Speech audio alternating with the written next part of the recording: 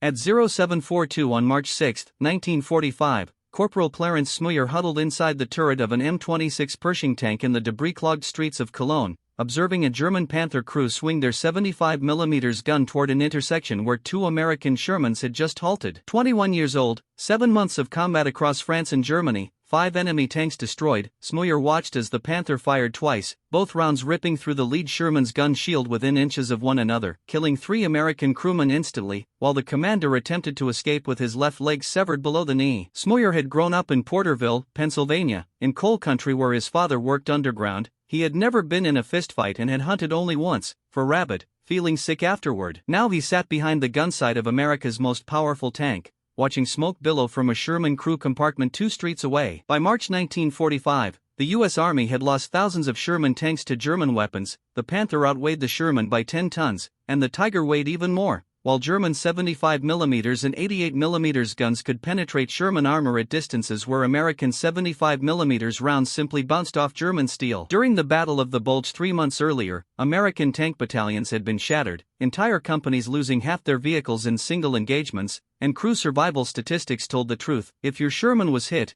you had seconds to escape before ammunition cooked off and transformed 33 tons of steel into a crematorium. The problem had been evident since Normandy, but the solution had been delayed for 3 years, as Army Ground Forces Command under Lieutenant General Leslie McNair insisted the Sherman was sufficient, arguing that tank destroyers would handle enemy armor and that American doctrine required tanks to support infantry and avoid tank versus tank combat. German doctrine disagreed, as did battlefield reality. The Ordnance Department had designed a heavy tank in 1942, the T-26 program producing multiple prototypes, each version adding armor, improving the gun, refining the suspension, and each also increasing weight and complexity, leading McNair's staff to reject every proposal, arguing the Sherman worked well in North Africa and asking why fix what was not broken. By 1944, that reasoning was killing American tank crews, and the Battle of the Bulge changed everything when 400 German tanks, including Panthers and Tiger IIs, smashed into American lines in December 1944. Sherman crews fought bravely and died quickly, and after the Ardennes no one could pretend the Sherman was adequate. In January 1945, the first 20 T-26E3 tanks, later designated the M26 Pershing,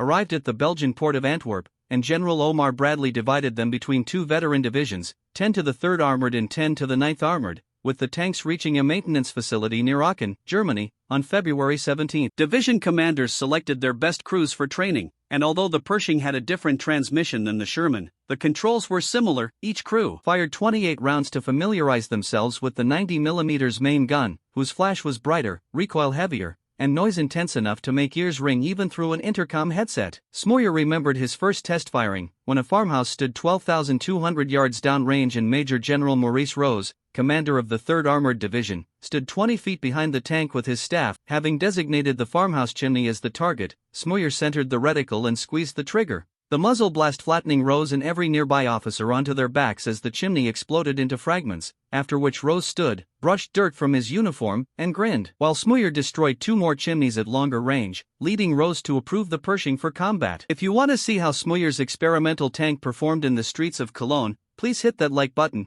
as every like helps us share these forgotten stories with more people, and please subscribe. Back to Smouyer. The first Pershings entered combat on February 25 near the Roer River, one being knocked out the next day by a concealed Tiger, while others destroyed German tanks at distances where Shermans would have been helpless, and by early March the 3rd Armored was advancing toward the Rhine. Cologne sat on the West Bank, a major industrial center in Germany's 4th largest city, now reduced to a wasteland of rubble and smoke after 262 Allied bombing raids had turned most of it into broken stone and twisted steel, leaving only the twin spires of Cologne Cathedral standing above the devastation like tombstones. On the morning of March 6, Smouyer's crew received orders to spearhead the advance into the city center, their Pershing, one of only 20 in all of Europe, tasked with being first through every intersection and first to draw fire from every hidden anti-tank gun, a mission personally assigned by Rose and meant as an honor. Smouyer touched the small Bible in his breast pocket and watched the streets ahead narrow into darkness as the Pershing lurched forward at 0800 hours, commanded from the turret by Staff Sergeant Robert Early, with Corporal John Derrigy loading 90mm rounds,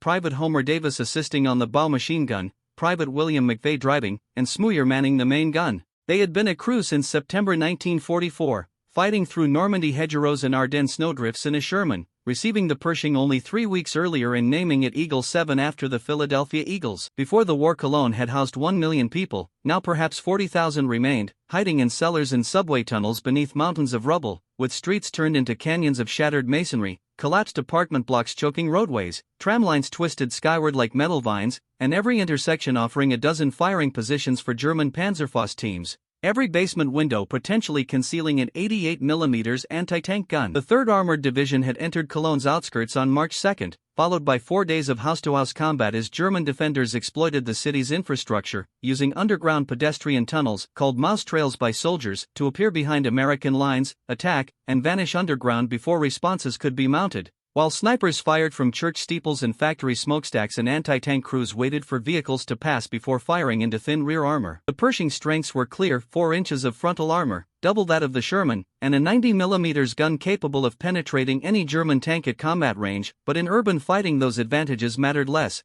as a Panzerfaust fired from 20 feet away ignored armor thickness and Molotov cocktails dropped from third-story windows landed on engine decks where protection was weakest. Weighing 46 tons, the Pershing strained Cologne's infrastructure, many bridges unable to support it and streets that Shermans crossed easily becoming traps for the heavier machine, as Smüyer watched through his periscope while Eagle 7 rolled past the ruins of a former shopping district where mannequins lay among bricks and shattered glass. An overturned streetcar sat with its windows blown out, and fire had consumed entire blocks, the smell of smoke and worse seeping through the tanks.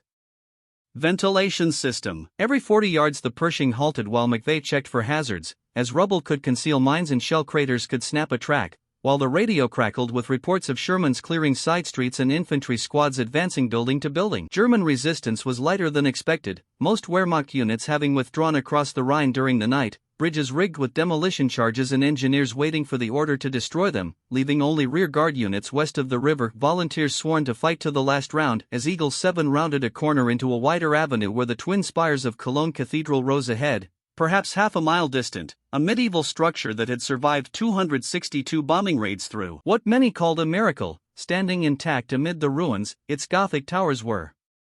Navigation points for every unit in the city. Every map reference started from the cathedral. Every radio transmission mentioned the spires as a landmark. The Pershing advanced another block, then another. The streets grew wider as they approached the city center. More dangerous, too. Wide streets meant longer sightlines. Longer sightlines meant German gunners had more time to aim. Smüyer kept his eye pressed to the gun sight, scanning windows and doorways. His right hand rested on the turret traverse control. His left hand hovered near the trigger. 15, the radio delivered new orders. German tanks were operating near the cathedral square. At least 2 Panthers confirmed, possibly a Tiger. American infantry had pulled back after taking casualties. Eagle 7 was to proceed to the cathedral area and eliminate enemy armor. Smüyer felt his mouth go dry. The Pershing had never faced a Panther in direct combat. Every crewman knew the statistics. Panther frontal armor was 5 in thick. Its 75mm gun could penetrate 6 in of steel at 1,000 yards. In North Africa and Normandy, single Panthers had destroyed entire American platoon. The Pershing's engine rumbled as McVeigh increased speed. The cathedral spires grew larger through the periscope. Somewhere ahead, German tank crews were waiting. Eagle 7 approached the cathedral district at 9:30. The streets narrowed again. Buildings that still stood rose 4 and 5 stories, creating urban canyons where sunlight barely reached the pavement. Smoky haze from morning fires drifted between the ruins. McVeigh slowed the Pershing to walking speed. The 46-ton tank made less noise at low throttle, but every revolution of the treads still echoed off the masonry walls. Smüyer rotated the turrets slowly, covering the left side of the street while Davis watched the right through his bow gun periscope. The 90mm main gun swung across storefronts and alley mouths. Empty windows stared back like eye sockets in a skull. This section of Cologne had been a commercial district before the war.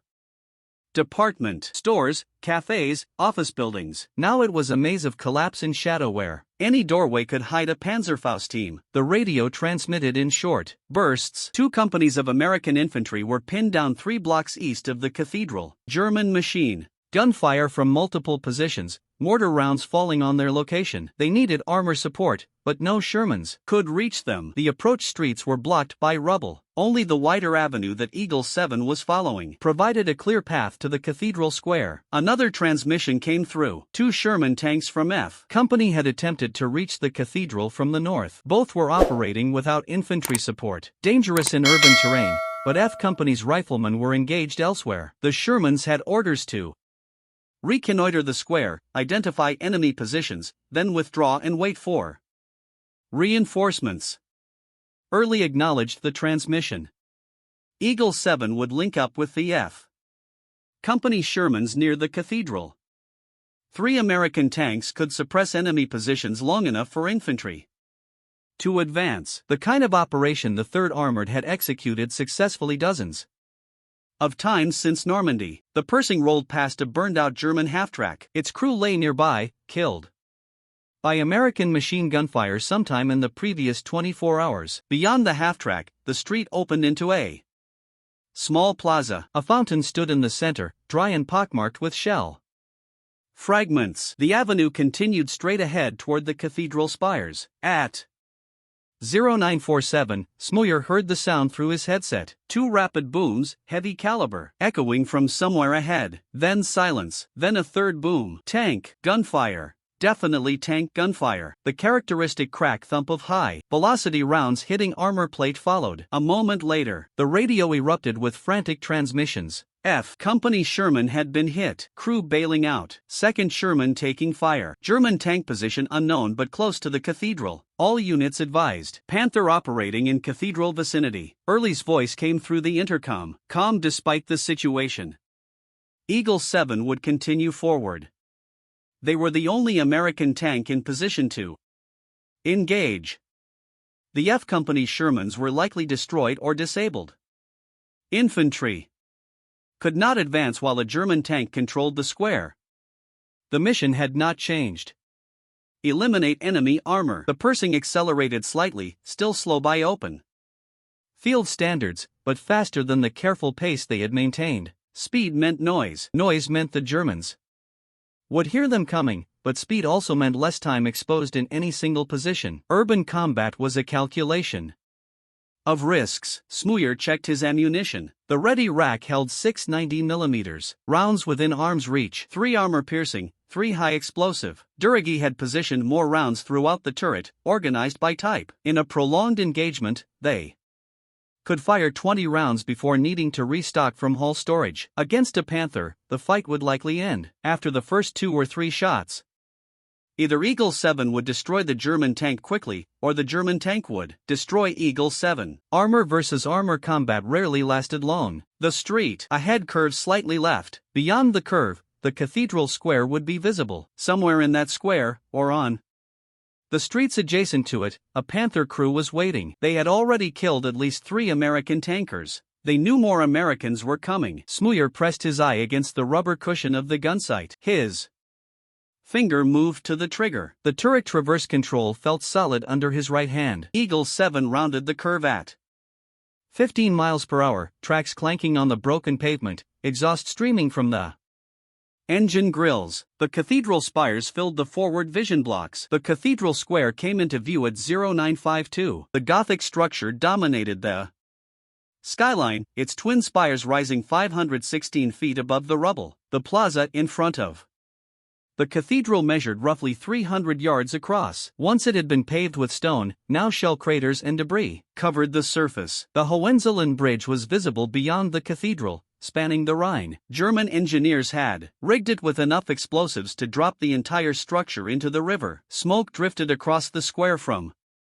fire still burning in nearby buildings. Through the haze, Smouyer could see the first Sherman. It sat motionless in the middle of a street that ran perpendicular to Eagle 7's avenue. The tank was angled slightly, as if it had stopped. Suddenly, smoke poured from the open commander's hatch. The gun tube pointed skyward at an awkward angle. McVeigh brought Eagle 7 to a halt 1 block from the square. The Pershing sat in the shadow of a partially collapsed office building. From this position, the crew could observe the square without exposing themselves. Early studied the scene through his vision blocks. The Sherman had been hit at least twice, probably within seconds. Precision, shooting, professional gunnery. The German tank crew knew their business. The second Sherman was not visible from Eagle 7's position. Radio transmissions placed it somewhere on the northern edge of the square, also disabled. That meant the German tank or tanks had clear fields of fire covering multiple approaches to the cathedral. Any American vehicle attempting to cross the square would be targeted immediately. Early made his decision. He would reconnoiter on foot. Leaving the Pershing exposed and stationary was dangerous. But advancing blind into a prepared ambush was worse. He needed to see the German tank's position before committing Eagle 7 to the attack. He climbed out of the turret hatch and dropped to the street. An American soldier appeared from a doorway 30 yards ahead. Technical Sergeant Jim Bates, Army Signal Corps. He carried a 16mm film camera and wore a rucksack loaded with film magazines. Bates had been assigned to document the 3rd Armored Division's operations since Normandy. He filmed combat footage, interviewed soldiers, recorded the liberation of towns and cities. His footage appeared in newsreels shown in American movie theaters. Bates had been with an infantry squad when the first Sherman was hit. He had filmed the German tank's muzzle flash, the impact on the Sherman's turret, the crew attempting to escape. He had clear footage of the entire engagement. Now he wanted more. The presence of an American heavy tank in Cologne was newsworthy. A battle between the Pershing and a German Panther would be extraordinary.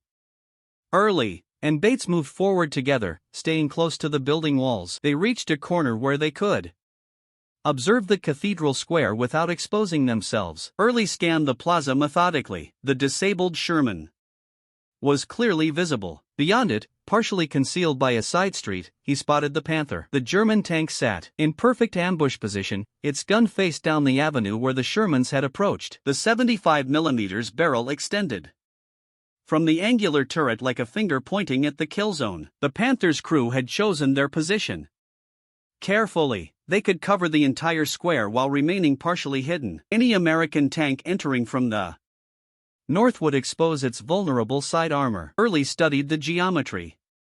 The Panther could not see Eagle 7's current position. The building blocked their line of sight. But if Eagle 7 advanced into the square, the Germans would spot them immediately. A frontal engagement across 300 yards of open ground favored neither side. Both tanks had guns capable of penetrating the other's armor at that range. But there was another option. A side street ran parallel to Eagle 7's avenue. If the Pershing could loop around the block, they might approach from the west. The Panther's gun faced north. Its turret would need to rotate to engage a threat from the west. Turret rotation took time. Not much time, perhaps 3 or 4 seconds, but enough. Enough for one shot. Early returned to Eagle 7. He explained the plan through the intercom. They would advance down the parallel street. At the intersection closest to the cathedral, they would turn left and enter the square. The Panther would be to their right, roughly 90 degrees from Eagle 7's gun. Smüyer would have a clear shot at the German tank's side armor, the thinnest armor, the killing shot. McVeigh acknowledged. Duragi loaded an armor-piercing round. Davis readied the bow gun. Smüyer rotated the turret until the main gun pointed right, anticipating the angle they would need when they reached the intersection. The Pershing's engine revved. The 46 tons of steel began moving. Bates positioned himself in a second-story window overlooking the cathedral square. His camera was ready. Eagle 7 rolled toward the intersection where a Panther crew waited. Eagle 7 entered the side street at 0958. The avenue was narrower than the main approach, barely wide enough for the Pershing's bulk. Building fragments littered the pavement. McVeigh navigated around a crater, keeping the tank moving at steady speed. Too slow and they would be an easy target. Too fast and Smüyer could not aim properly. The intersection. A head appeared through the driver's vision blocks. Beyond it, the cathedral square opened to the right. Smooyer kept his eye pressed to the gun sight, watching the angle where the Panther would appear. His finger rested on the trigger. The turret was already traversed 90 degrees right. When they cleared the corner, the German tank should be directly in his sight picture. Should be. Combat never matched the plan exactly. 50 yards from the intersection. 40 yards. 30, McVeigh maintained speed. The engine noise would alert the Panther crew. The Germans would hear the pursing before they saw it. But sound took time to locate. Direction was difficult to determine in the echoing streets. The German commander would need seconds to identify the threat. 20 yards. The Persing's bow emerged from the side street into the intersection. McVeigh's periscope gave him a limited view to the right. He saw the Panther immediately. The German tank sat exactly where I had described, perhaps 110 yards away. The distance was point-blank range for a 90mm gun, but the Panther's turret was moving.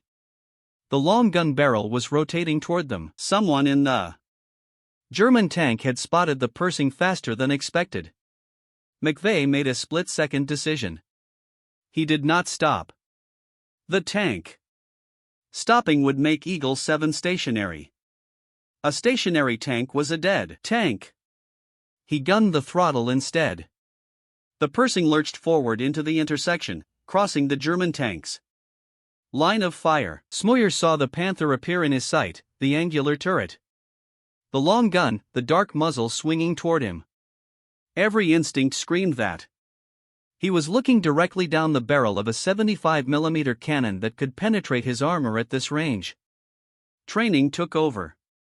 Smooyer did not wait for the Persing to stop. American tanks rarely fired on the move.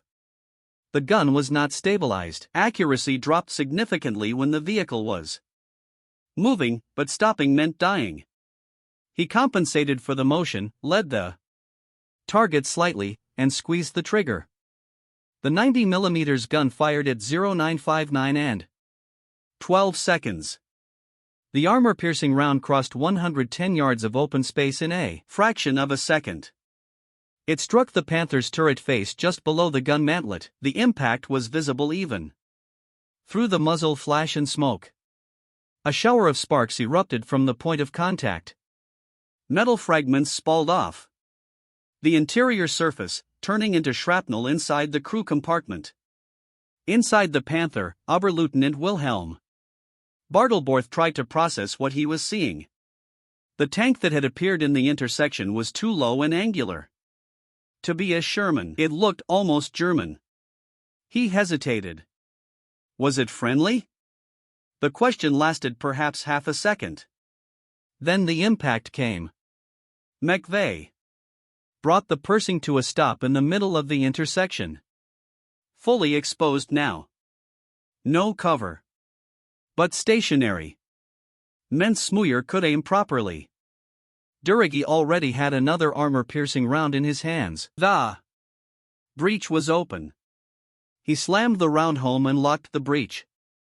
Smooyer had not taken his eye from the sight. The first shot had hit high. Good hit, but not catastrophic. The Panther was still operational. He adjusted his aim point lower, targeting the whole side just below the turret ring.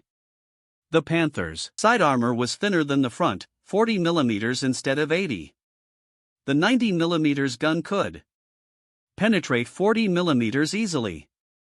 He fired again at 0959 in 17 seconds. The second round struck the Panther's right side, penetrating the armor plate and continuing through the crew compartment. The projectile exited through the left side armor, leaving 2 holes the size of dinner plates. Inside the tank, systems began failing. Hydraulics ruptured. Ammunition ignited. Bartelborth threw open his hatch and jumped. He landed on the street behind the Panther away from the Persing. 3 other crewmen followed, scrambling out of hatches as smoke began pouring from the engine compartment. One man did not make it out. Smoyer fired a third time at 0959 in 23 seconds. The round struck low on the turret just above where the hull met the turret basket. Fire erupted from the impact point. Flames spread quickly, fed by leaking fuel and burning hydraulic fluid. Within seconds, the entire Panther was engulfed.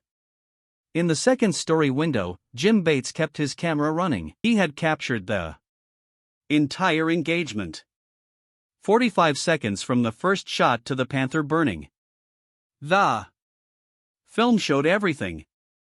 The Persing entering the intersection, the German gun rotating, the muzzle flashes, the impacts, the crew bailing out. Smoker sat back from the gun sight. His hands were shaking. The Panther was destroyed. Eagle 7 was intact. Everyone in the crew was alive. The Persing had proven itself. The Panther burned for the next 3 hours. Ammunition continued cooking off inside the hull, sending sparks and fragments into the air. By noon, the fire had consumed everything flammable. The turret sat at an odd angle, heat-warped and blackened. The bodies of German soldiers lay scattered around the cathedral square. Infantry that had been supporting the Panther had withdrawn across the Rhine when their armor support was destroyed.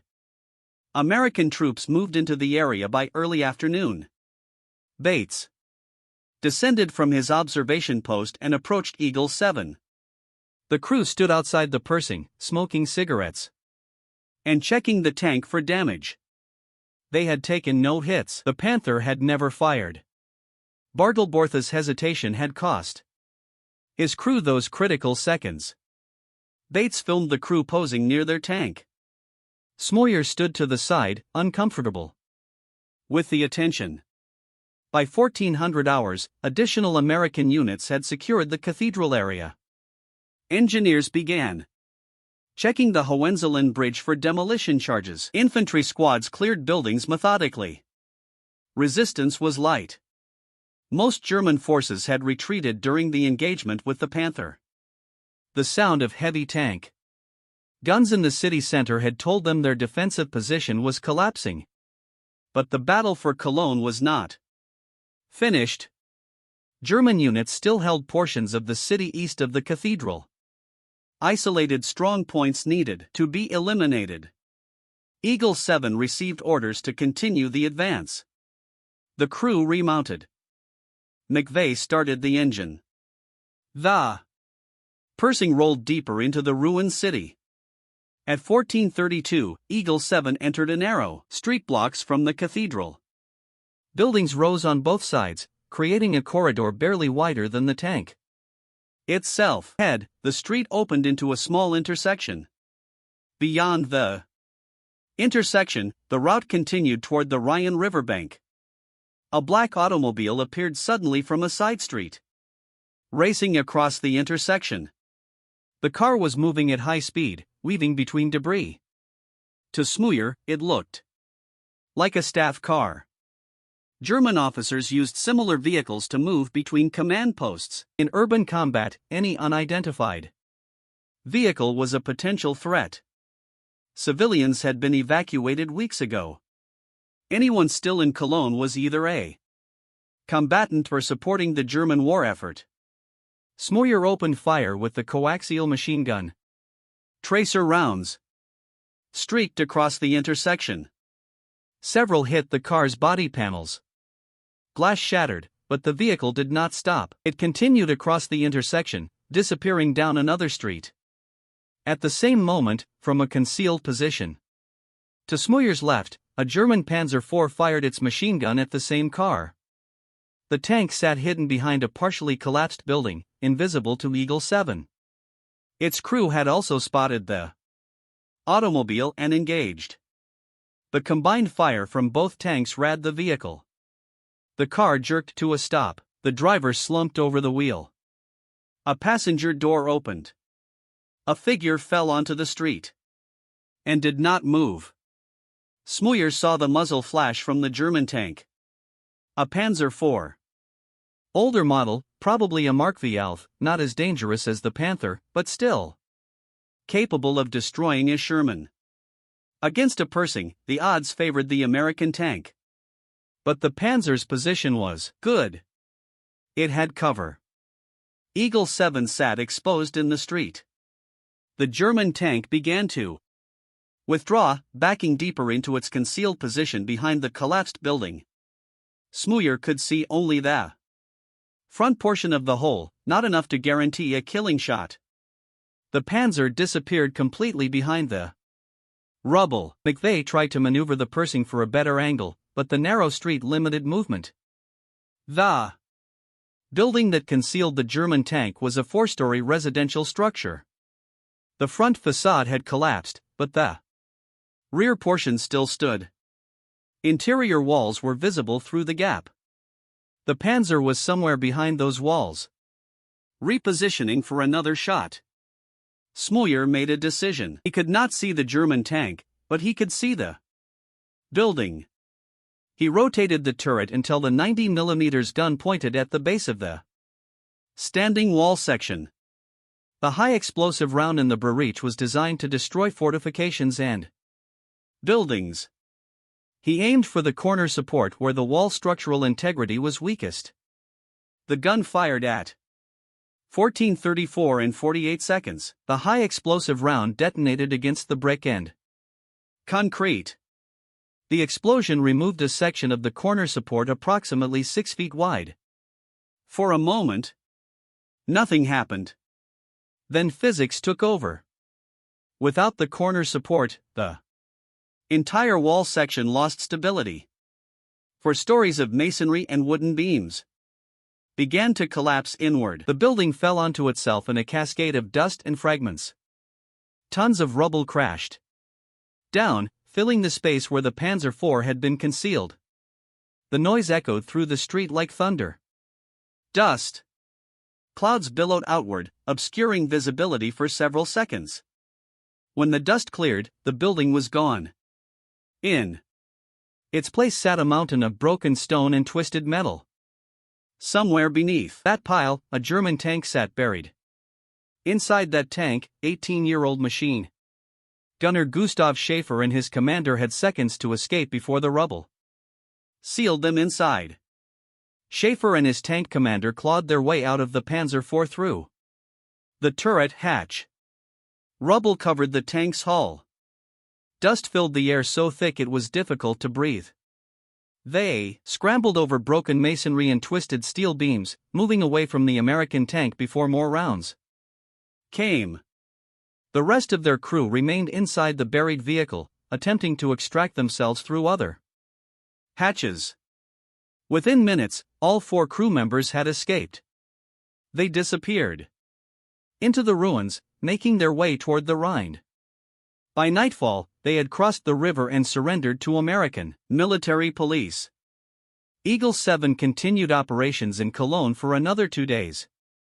The city fell completely to American forces. By March 8, engineers secured the Henselin Bridge before German demolition teams could destroy it, but other bridges across the Rhine had been blown. The cathedral stood intact, a Gothic monument rising above devastation. Bates's footage of the Panther engagement reached newsreel editors within a week. The film reached American movie theaters by late March, and Smüyer's sister saw it at a local cinema in Pennsylvania, recognized her brother, and brought their parents back the next day to watch the screening. The 3rd Armored Division did not pause. By March 10 they were advancing east beyond the Rhine, driving deeper into Germany. Resistance varied widely, with some towns surrendering without a fight while others required brutal house-to-house clearing. The Wehrmacht was collapsing, yet isolated units continued to obey orders, with fanatics and SS troops fighting to the death and Hitler Youth members hurling themselves at American tanks with Panzerfausts. On March 30, Major General Maurice Rose was riding at the head of a column south of Paderborn, his command style unchanged, still leading from forward positions and refusing to run operations from a rear headquarters. At approximately 1800 hours, his jeep encountered a German tank unit that had broken through American lines, Tiger tanks blocking the road ahead. Rose's driver attempted to evade, but a Tiger commander cut them off. The German soldier emerged from the turret hatch and leveled a machine pistol at the jeep, and Rose reached toward his holster, either to surrender his weapon or to resist, when the German fired, striking Rose multiple times and killing him instantly. He was the highest-ranking American officer killed by enemy fire in the European theater, and his body was recovered the following day by elements of the 3rd Armored Division, with Smuyer's unit participating in the recovery. Rose's death reverberated through the entire division, and soldiers who had served under him since North Africa struggled with the loss. He had been demanding but fair, and he took the same risks he expected of his men. His funeral was held at the Netherlands American Cemetery in Margareton, attended by thousands. The war went on, and the 3rd Armored pushed east through April, encountering pockets of resistance that collapsed quickly once engaged, and by late April German units were surrendering en masse, the Wehrmacht no longer existing as an organized fighting force.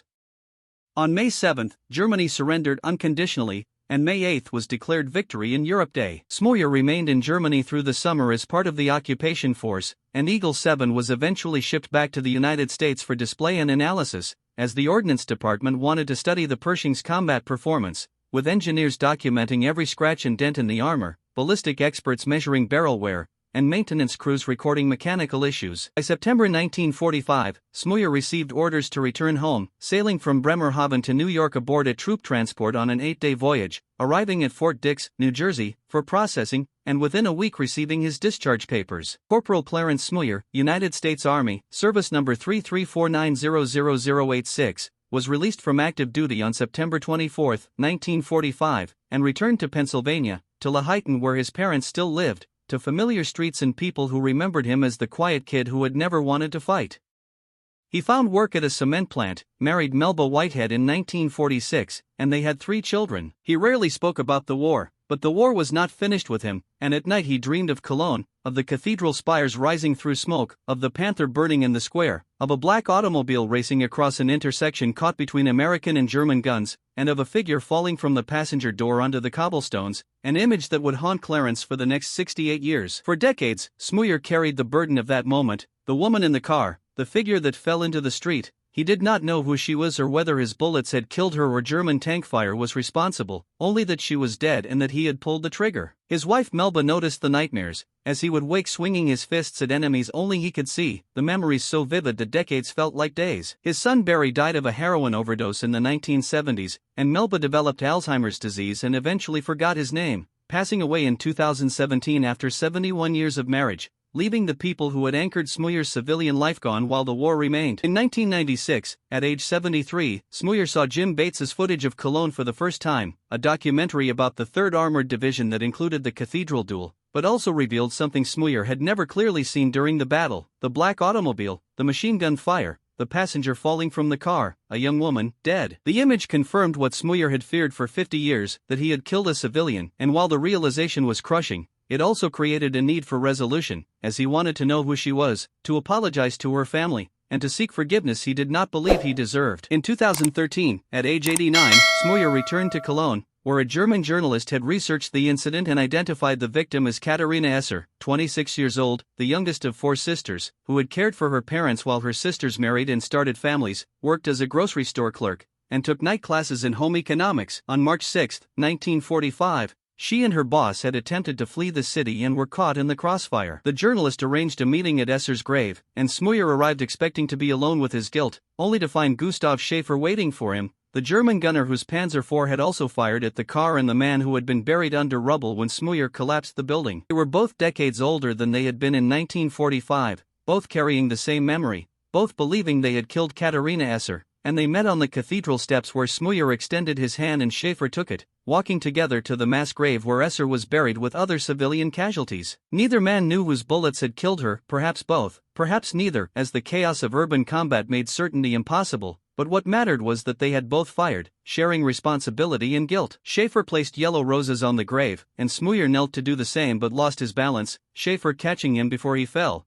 two old men who had tried to kill each other 68 years earlier now holding one another at the grave of the woman caught between them. They became friends, letters crossing the Atlantic and video calls linking Pennsylvania and Germany, discussing the war not as enemies but as men who had survived it and were trying to understand it. Schaefer died in 2017, and Smouyer sent flowers to the funeral with a note. "I will never forget you, your brother in arms, Clarence." On September 18, 2019, Clarence Smouyer received the Bronze Star for Valor at a ceremony in Washington. He was 95 years old and the last surviving member of Eagle 7's crew, with the other crewmen receiving their medals posthumously through their families. Clarence Smouyer died on September 30, 2022, at his home in Allentown, Pennsylvania, at age 99, and every March 6 since 2013 yellow roses have appeared on Katharina Esser's grave in Cologne, a sign that someone remembers and someone still apologizes. The Panther still sits burning in old photographs in front of Cologne Cathedral, while the Pershing that destroyed it rests in the National Armor and Cavalry Museum, and the film footage still exists, 45 seconds that changed how America understood armored warfare. But the real story was never about tanks, it was about men who went to war,